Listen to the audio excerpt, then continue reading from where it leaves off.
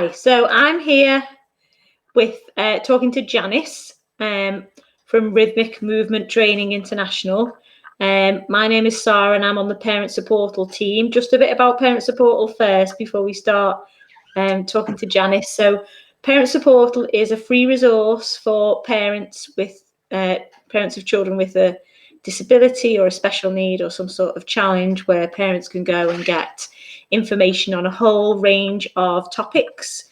So previously we've done some Facebook Lives on things like car seats, equipment, and tonight Facebook Live is about a therapy called Reflex integration, which Janice is going to tell us all about.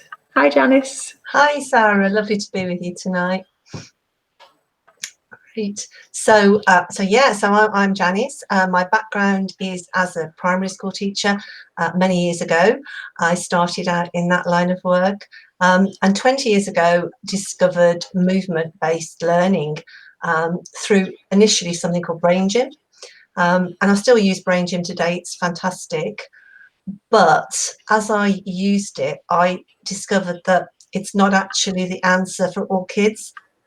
One day I was at a conference led by somebody called Claire Hocking, an Australian kinesiologist, and she started talking about the reflexes, and she talked about something called the spinal galant, which is a reflex that babies have on their back, and if you stroke either side of the spine, then there's a strong movement, a wriggle movement of the hips. And as a teacher, she said, you can see your kids in class, and if they've got this reflex, they can't sit still. So even the chair on their back, and they're like wriggling all over the place. So for me, that was my light bulb moment that made me think, I need to find out more about this. So that was the start of my journey, really. Yeah. Brilliant. So I then went on to train in various reflex integration programs, and in 2006 started to train in rhythmic movement training, and I'm now a trainer and a consultant, and I work with families and spend a lot of my time helping people of all ages. Actually, it's not just children. I work with adult clients as well, but helping them live with a little bit more ease and joy, which I think is important. Yeah. Janice, could you, I've had the good fortune of training with Janice a few times, and I think your explanation of the baby reflexes and how they sort of progress really helped to get it clear in my head how reflexes, as you say, have an impact on all of our lives, but particularly those with a special need or a disability. I wonder if you could. Absolutely. Well, the reflexes, they're pre-programmed in all of us, and they start in utero as early as five weeks after conception, and they're all about building the nervous system, building the brain, and teaching the body movement patterns. So from the very first one that we look at in our MTI, which is called the fear paralysis, which is in utero, it's literally a withdrawal. If there's any stress in the environment, then the embryo, as it is then, it just kind of curls up and freezes. And that's so important in terms of our emotional development, because if that doesn't get what we call integrated, then we end up being fearful and anxious really a lot of our lives. That becomes our default pattern, and we're born almost addicted to the stress hormones. But we've also got, if everything goes well, then each reflex follows on after the other, and the baby learns, for instance, to open and close its hands in the palmar grasp and the hand-mouth babkin. It learns that if it's a stroke on the cheek, this is a rooting reflex, and it will turn its head to that, and then the suck is it will latch on to either the breast or a bottle teat, and it will suck, and obviously that's really key to baby survival. If it can't do that, then it's not going to thrive. And it's the opening and closing through the Moro reflex, which a lot of people have heard about. So that's when, if there's a loud noise, baby will go ah, and then they curl in, and you can see in this sort of in and out movement, you've got the spine is learning to flex, and we've got those patterns that eventually in our body we can do from conscious choice. But in the baby, they're all reflexes. So with the reflex, with absolutely no control over them, something triggers it. So for instance, stroke on the face, and the baby cannot help but turn its head to that touch. So that's what a reflex is, and there are a whole host of them, too many for me to go through now. But basically remember that there's something that baby's got no control over, and the aim of them is to build the nervous system and to help us move, so that to move with conscious choice ultimately. Okay, so in an ideal world, if everything goes right, which it never does, but if everything was perfect, at what stage would these reflexes be replaced by conscious movement? We expect by about 12 months, ideally, and some of them are earlier than that. But by around 12 months, we would expect, as you say, in the ideal world, that the baby would have that choice over the movement. That they're really all about getting the baby from being that little helpless individual to getting them up on all fours so they creep and crawl, and then to stand up. And once they're standing up, they've got that postural control, and that's what it's all about. Yeah. And what could be the possible barriers to that process going well? Well, it can be all sorts of things, Sarah, and it can start in utero. It can be, if there's a lot of stress, if mum's going through a lot of stress, and who doesn't these days? It's a stressful life for all of us, isn't it? If there's if mum is ill, if she has, for instance, severe morning sickness and can't move around, because the movements of mum are as important to the babe in utero as the baby's movements afterwards. The actual birthing process itself can compromise the development of these reflexes. Many of them actually are primed by a natural birth. So if, for instance, it's a stressed birth or a C-section, suction, and those kind of things, then that can actually impact on the reflex development. And after birth, if there are any issues, health issues, jaundice, if baby has to be taken away and put in, incubator, all those kind of things can really impact. Or illness, if baby has high fever, any of those things can cause a glitch really in that natural process. Okay. So we've got a question coming in. Someone's asked, primitive reflex integration has started to become more well known and popular as an intervention, and they want to know, why do you think that is? It is becoming more popular, I would say. It is, and it's actually been known about for quite a long time. I mean, Peter Blythe in the 1970s with IMPP started talking about reflex integration. But I think the word is getting out there, and the word is getting out there because it works.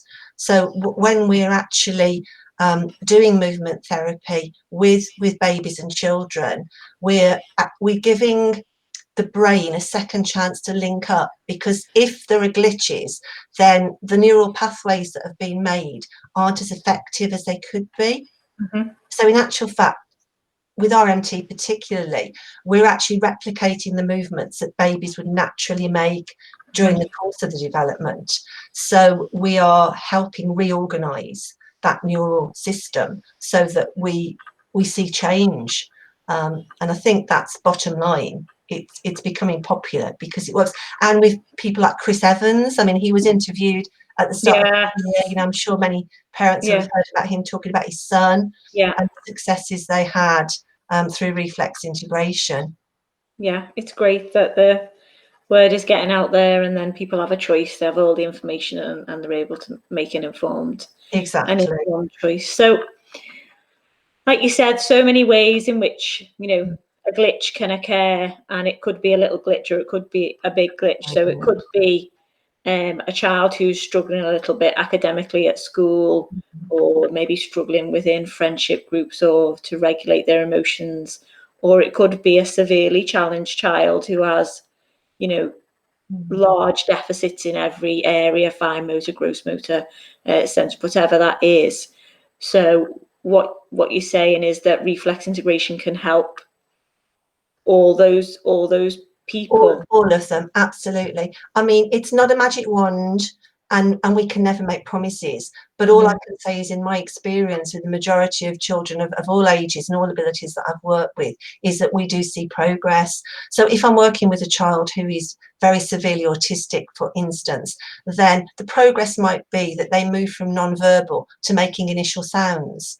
Yeah. But that they are generally calmer after the movements, and parents find them generally easier to be with and manage, I think, is probably the best thing. And it also, many of the movements we do, we call them passive movements. So it actually involves the parent working with their own child in doing these movements initially.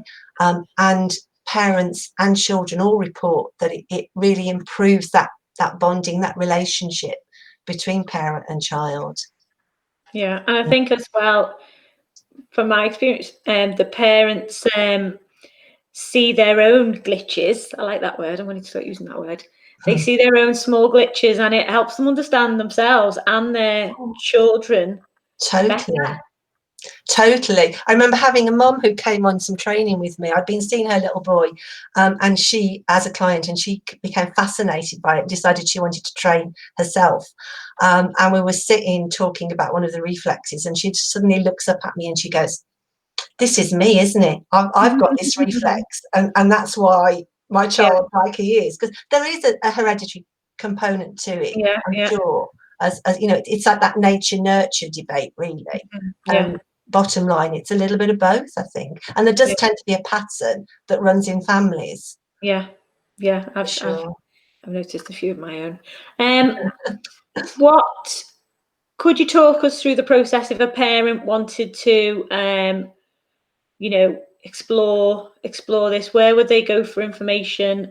How would they find a practitioner? You spoke about, training yourself. What are the options for parents who are interested in finding out more? And maybe well, there are practitioners, and they've all been trained, and they've had to do case studies, and many of them have got a background in lots of other therapies as well, not just this. And you can find them listed on there's it's a rhythmicmovement.org website, or rhythmicmovement.org.uk, which is just our UK practitioners. So that's one route. But I do find that many parents tend to come along with their child to be seen initially, to be assessed, and to get some movements for them. But then they come along and train themselves. They become fascinated by it. And at the end of the day, it's often a better option for them to have the training, so they can work with their child in their own pace, in their own time, not have to. I mean, I've had families. I live in Wolverhampton in the Midlands, as you know, Sarah. I've had families travel up from Kent to see me. Well, that's a big ask for a family. On the train, some of them have come, so it's much easier. Yeah, if the parents can do it for themselves. And you were saying there's an online option now for that. Absolutely, and it's very new, and it's as a result of COVID, actually. Where the theory is available online. So if people look at the rhythmicmovement.org website, you'll see you can sign up for there's an essentials course, which is a shorter version, and then we've got the level 1 and 2 theory. You're still expected to come and do a practical, because the thing about it is you have to have that experience of both giving the movements and receiving them. It's really important, because, as you know yourself, that these movements, although they look really simple, they can they can have an impact immediately, and somebody might go, "Oh my goodness, I feel really dizzy," or "I feel a little bit sick." So we have to be very aware of those kind of effects. And that's brought me on to something I wanted to mention. What do parents need to be aware of when they start this process off in terms of reactions from children? Reactions from children. It can look as if things are going backwards for a little while, so we can get regression. So, for instance, particularly if a child has never been through the terrible twos, then a lot of parents think, oh, that's great, you know, my child is absolutely perfect, never had that, always really wonderful. But the terrible twos is such an important part of that little being learning to be independent, stepping away from mom or dad and going, hey, it's me, and, you know, having the temper tantrums.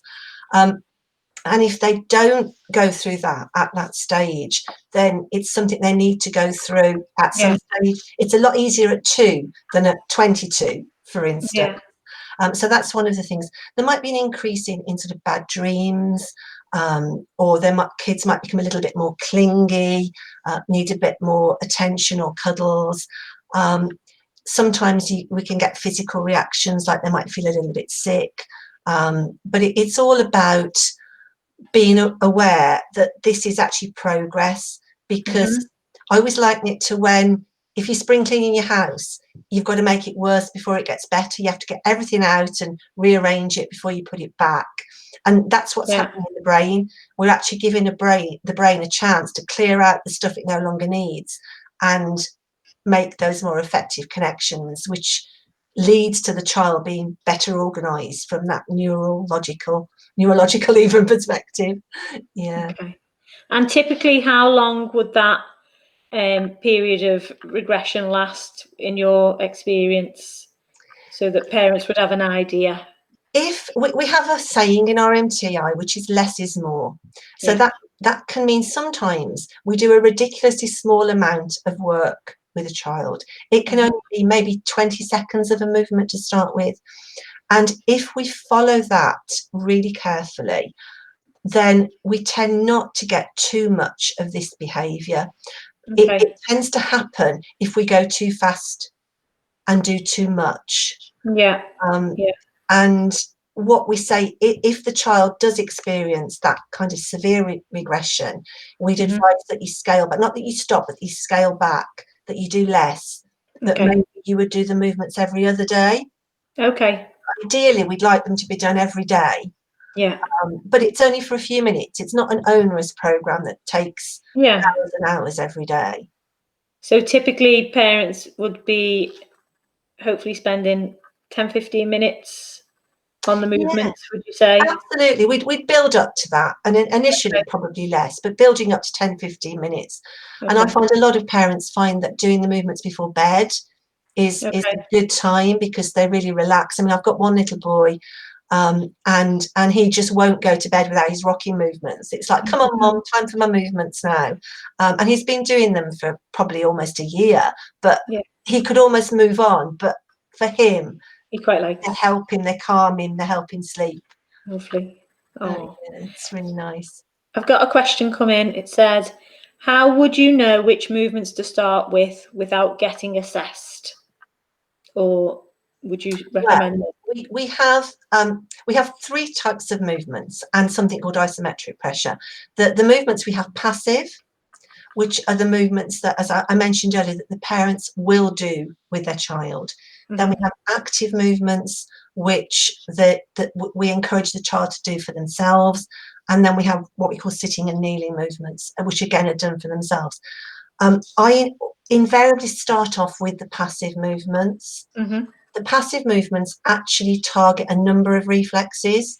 So it's great for calming the system down, getting the body into a nice relaxed state to take the movement. They also increase proprioception, body awareness, and kind of allow that possibility of movement. But at the same time, they're working on the brainstem, and in the brainstem there's something called the reticular activating system, which you don't need to remember, long words, but that actually sends messages further up into the brain, so that we actually get more arousal of the higher levels of the brain. So those passive movements would always be my starting point.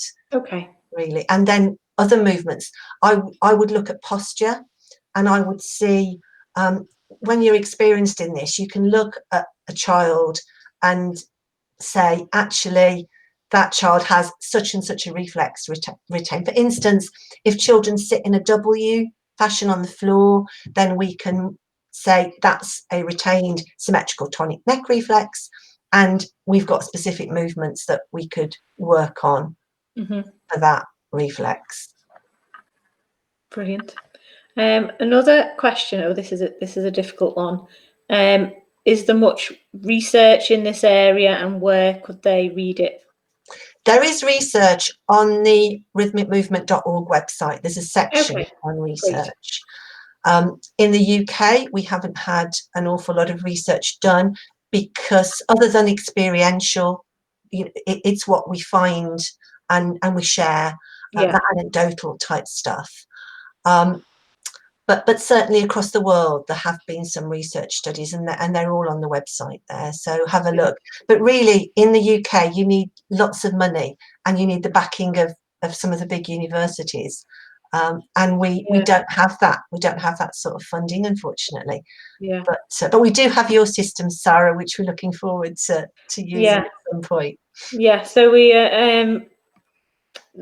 are going to be using, well, some practitioners might be using therapy outcome measures to measure their outcomes and then be able to report those back, which is what we use where I work. We've got another question, sort of related. Do we think it would be recognised and available on the NHS at any point? It would be absolutely wonderful if it was. Yeah. I've had people that work in the NHS. I've had OTs, occupational therapists, physiotherapists, speech and language therapists who've come and trained, and they have been absolutely bowled over by RMT. They've gone back, they're using it, but it's the kind of higher levels, the organisational structures that are very closed, because if things aren't evidence-based in the NHS, then it's really hard to get your foot in the door. So I kind of see that we're chipping away at the block there, and that ultimately, hopefully we will get in there, because that would be absolutely fantastic. Yeah. Fingers crossed. I'm hoping for that too. I just wondered if you could talk us through maybe some examples of families you've been working with, and so that parents watching could get an idea of what a series of sessions might look like, what they would expect to see happen in a session, and what they might see in between sessions. That kind of thing. Absolutely. And also, can I just add a few things in terms of the behaviours that parents might see in the children that would indicate that there are retained reflexes. So, for instance, one that is often a key indicator is the dislike of certain noises. So, if a child goes into, say, public toilets and they're scared of the hand dryer, then that's indicating that they've got an active Moro reflex. Things like sensory issues, not liking certain textures, either to wear or foods, things like that, dislike of bright lights. So there are those children that can be very anxious or very fearful, or don't sleep well at night. So all of these things we sort of tend to label as maybe ADHD, ADD, autism, but actually the root of them is the immature neurology, really. And that's the thing, that if we can help build that neurology and that child's nervous system, then we can help them move forward and live life in a way that's easier for them and easier for their families. So I get parents come for a variety of reasons. I mean, some of the success stories I've had, I worked with a little girl who was 6, and she had quite severe global developmental delay. She was mobile, but her posture was very floppy. Her language was quite immature. She was 6, and she was talking probably around the level of a 3-year-old. And she was in a mainstream school, but didn't mix very well with children.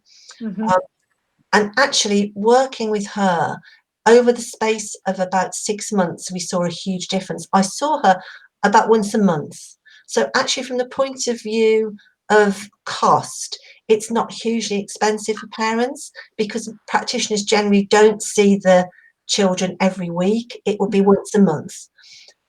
We would do an assessment either from posture, or we can do certain reflex checks. Also, we talk to parents and we'd find out what their main concerns were. We'd give them a questionnaire, ask certain questions. Obviously, when the child wasn't there, because I just hate to talk about children in front of the children. So we'd have these conversations, we'd get the questionnaires done.